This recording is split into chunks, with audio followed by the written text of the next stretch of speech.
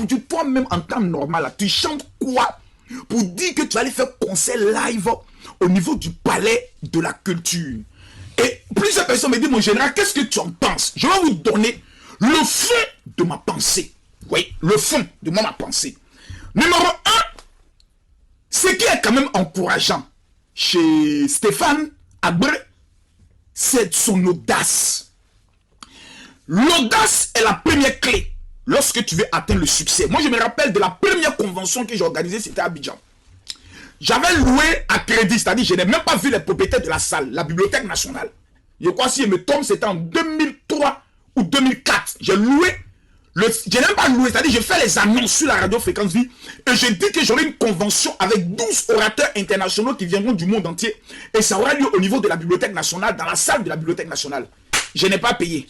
J'ai 5000 je cours à Fréquence Vie, je me fais annonce. J'ai envoyé des emails à tous les pasteurs que je voyais sur Internet. Je les envoyais des emails en groupe. Celui qui répond, je le prends. J'ai dit alors tu es orateur. J'avais 12 orateurs. Chandra Lal, John Challenger, Solomon Okoro, Prince Badjene du Cameroun. Qui encore? Il y a même un puissant pasteur qui est venu du Nigeria.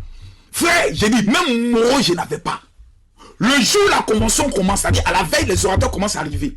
Je ne sais même pas où les loger. Je suis obligé d'aller au niveau de la Sorbonne, au plateau. Il y a un coin catholique qu'on appelle Cam si je me trompe. C'est là-bas que je suis allé négocier un peu pour dire pardonnez, c'est des pasteurs. Mettez-les dans vos chambres ici. Et quand l'argent va rentrer, je viendrai payer. Ils m'ont dit c'est pas comme ça, le père. Et Dieu merci, le père s'appelait le père Camille. Voilà comment je le mets dans la marmaille. L'audace.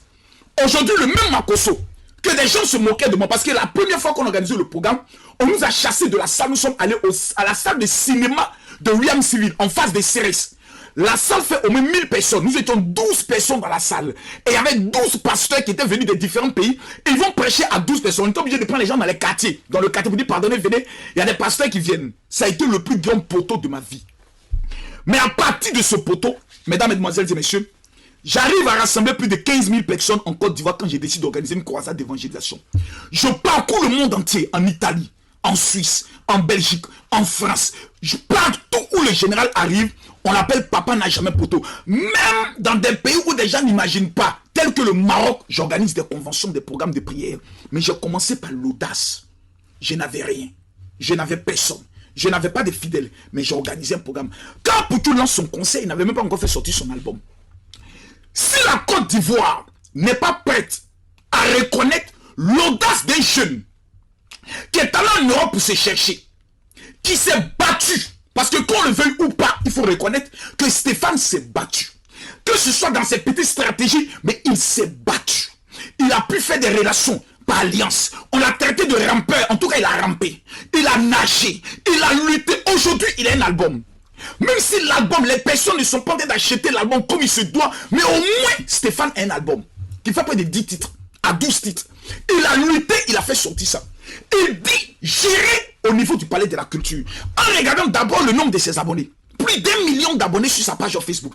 Il s'est dit, sur 1 million d'abonnés, au moins 3000 personnes peuvent me respecter pour dire, Stéphane, pour ton audace, moi, je vais me déplacer, non pas parce que tu es un grand chanteur, mais pour aller encourager un jeune Ivoirien qui dit, je ne veux pas toujours rester dans le domaine des injures. Je vais mettre le petit talent que j'ai. J'ai trop chanté les chansons des autres, je vais désormais chanter pour moi.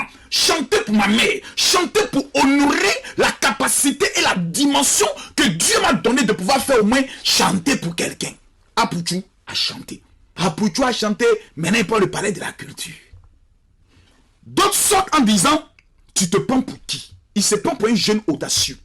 Si toi, dans ta lâcheté, dans ta dimension de la haute pauvreté, incapable de pouvoir avoir de l'audace, tu décides de pouvoir subir le sort que t'impose la vie, Apoutou dit non. Moi, je ne parle de rien.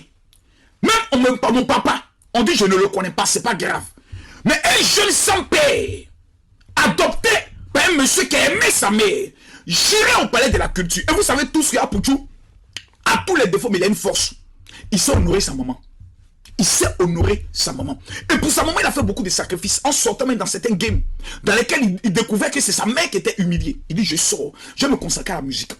Parce que dans le fait de blogging, si tous les jours je dois me prononcer sur un sujet, et ton retour d'insulter ma maman, je me concentre même sur la musique. Donc en temps normal, les femmes, les mères doivent dire ce jeune homme doit être un exemple pour nos fils. Nous irons au palais de la culture pour l'encourager. Parce que ce jour-là, Apoutou va honorer sa mère. Et en honorant sa mère, il va honorer toutes les femmes. En allant honorer son père adoptif, il va donner la force à tous ces papas qui ont rencontré une femme avec un enfant, qui ont aimé la femme et qui ont aimé l'enfant. C'est une manière de les encourager. Donc mes frères, quand dans la vie, tu sais que tu ne peux pas encourager quelqu'un, tu ne l'humilies pas.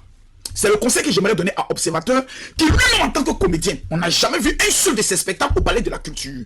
Voilà son visage en derrière les chiens bulldogs là. Il n'a jamais pu organiser quelque chose de lui-même. Tu dis que tu es un comédien, tu dis que tu es le fou du village. Bon, tous les fans de fous là, il faut les rassembler un jour dans une salle, et puis on va l'acclamer. Et puis on va voir de quoi tu es capable en tant qu'artiste ou comédien. Parce que c'est grâce à ça que tu as obtenu les papiers en France. Faut dire, je vais organiser un spectacle. Puis, même dans Plumut, on t'a jamais vu. Puis, pour dire tu as remporté quelque chose en France, on t'a jamais vu. Pour dire tu vas organiser un spectacle, on n'a jamais vu. Et quand quelqu'un décide de pouvoir passer à l'action, il faut toujours vouloir l'humilier, le rabaisser et lui démontrer qu'il n'est rien. On appelle ça en bon français de la jalousie mal placée et de la sorcellerie aiguisée. Pour Dieu national, en tant que le père et le maître incontesté des réseaux sociaux, toi-même tu connais mon petit. Ou bien tu ne connais pas. Bon, ok. Sache que tu as tout mon soutien. Voilà. Tu as tout mon soutien pour ce défi que tu t'imposes à toi-même. Si tu dois aller t'arrêter, comme le fait Eunice Sinon, dans des carrefours, où les véhicules passent, les bacs à passent, tu les arrêtes, et puis tu vends tes tickets un à un, fais-le. Dans l'art de la réussite, il n'y a pas de dignité. Ceux qui se croient grands, qui sont assis dans leur bureau, qui envoient les petits là, sont des personnes qui ne vont pas réussir. Eunice Sinon a été traitée de tout lorsqu'elle organisait ses premiers spectacles. Mais elle-même, elle partait à Carrefour, elle partait dans des endroits pour aller vendre ses tickets. Mais le même système en pratique. Et nous là, par nos bénédictions, par nos prières et par notre soutien, nous t'apportons tout notre encouragement afin que tu puisses réussir cela. J'aimerais terminer cette vidéo en disant à tous ceux qui vont la suivre, où que vous soyez dans le monde, le secret de la réussite, c'est l'audace, c'est le rêve et la capacité de braver le mépris que certaines personnes ont pour toi.